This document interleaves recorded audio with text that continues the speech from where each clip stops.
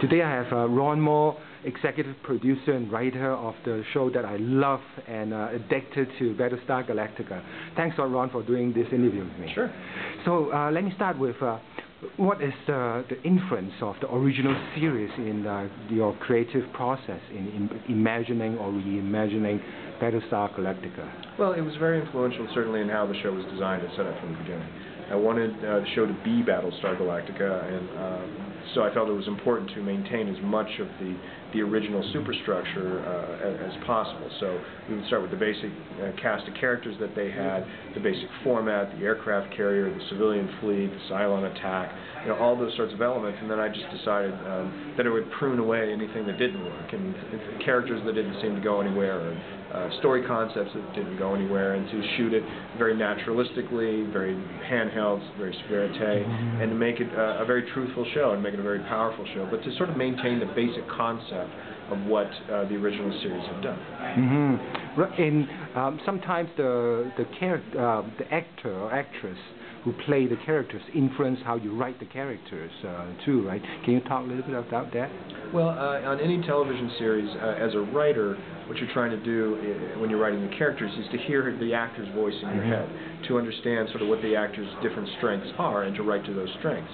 And so naturally, over the course of time, you're watching and listening to how Katie Sackhoff is playing Starbuck, and you're starting to write Starbuck to be more like Katie Sackhoff, and vice versa. So there's this melding of the two. There's the character that you started with, then you give it to an actress or an actor, and you see how they play it, and then you try to sort of bring as much of themselves into it as you can, and you're writing toward the person who's actually playing the role. And talking about Starbuck brings up a good point. The word frack is used a lot. Can you talk about a little bit about its origin and how you did?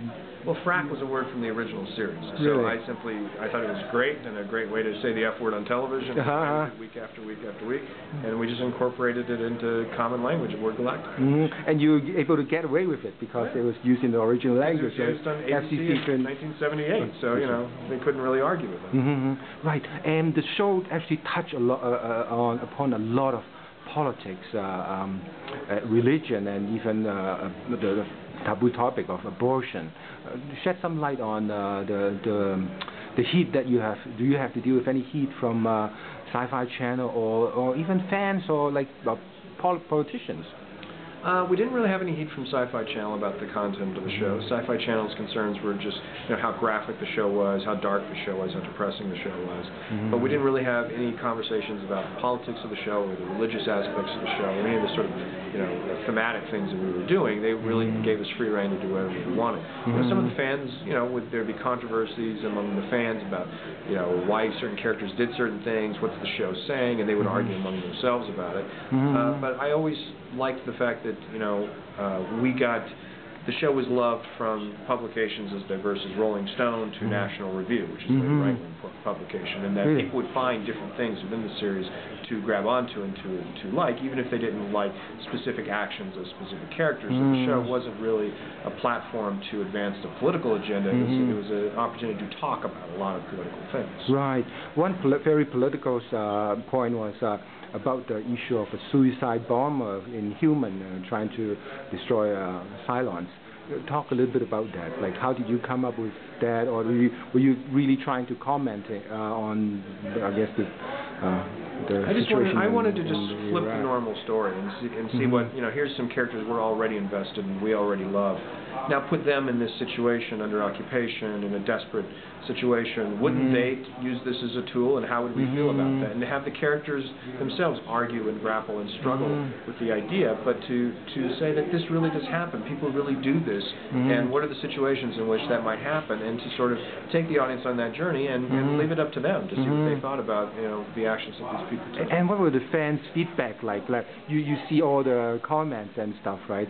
What were their comments? There was a range of comments. There were certainly people who objected strongly to it, who thought we were condoning suicide bombings in Iraq. There were people who thought it was too overtly an Iraqi parable. There were people who thought that what we did was great and brave and bold.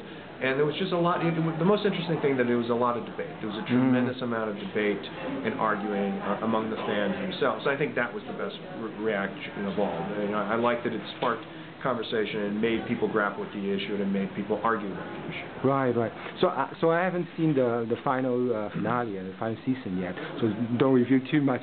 But tell us explain a bit about the process of selecting the final four or final five. Yeah, well, I guess don't name the final one. But well, the final four came up at the end of the third season. I was looking for a more interesting way to end season 3 than just the trial of Gaius Baltar, and I came up with this idea of what if we just follow 4 of our characters they're walking from different parts of the ship and they end up in one room and they close the door and they say, okay, we're Cylons. We just reveal a whole bunch of them to the audience at once, all of a sudden, and everyone sort of thought that was a great idea, and then we just started talking about who among the cast those final 4 were, and we kind of whittled the list down very quickly to the 4 that we ended up with, and they all seemed interesting and provocative. Ty was the most anti-Cylon of anyone on the show, so that seemed really interesting.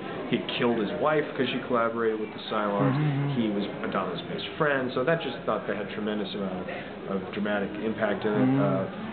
Chief Terrell was the everyman, sort of blue-collar guy, the most human of all of them in many ways, and that was great to flip that guy over and see that he was a Cylon. Anders had been the leader of 2 resistances. He had survived Cylon-occupied Caprica for some strange reasons. There was a little mystery there. He was involved with Kara Thrace, who clearly had a larger destiny, so that worked. And then Tori was chosen because we knew the least about Tori, and Tori was kind of a blank slate, and we could sort of make her a mystery card of what, the audience didn't know too much about her and what it might mean that she was a Cylon. Yeah, there was a major moment for me. It's like, whoa!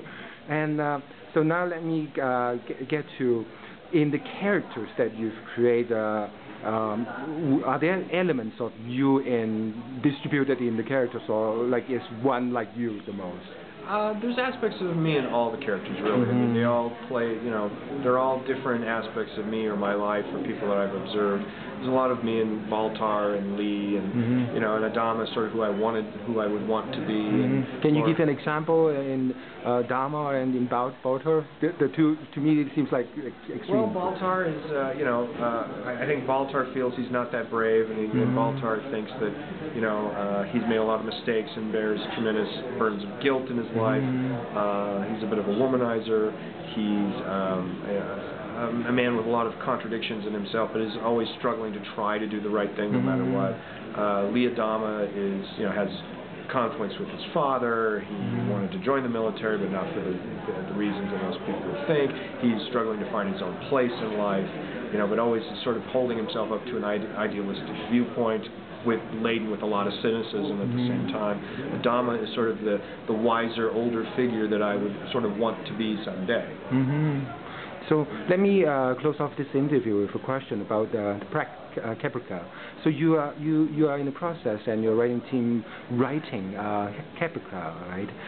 Tell us a bit about the creative process. What are some of the hurdles that you guys have to work through and stuff like that? Well, it's a challenge because it's a very different show than Battlestar. It's more of a character show. Galactica is a character show. This is more of a primetime soap. It's more like a Dallas or a Dynasty or something. Oh, really? Like that. Oh, okay. It's a serialized show about characters and a family and politics and the creation of the Cylons. So it's a very, very different set of challenges than Battlestar Galactica was. It's not an action-adventure show. It's not right, there won't be battleships and fighting and right? It's nothing like that. Right. Well, I'm looking forward to Caprica. And thanks a lot, Ron, for being interviewed by me.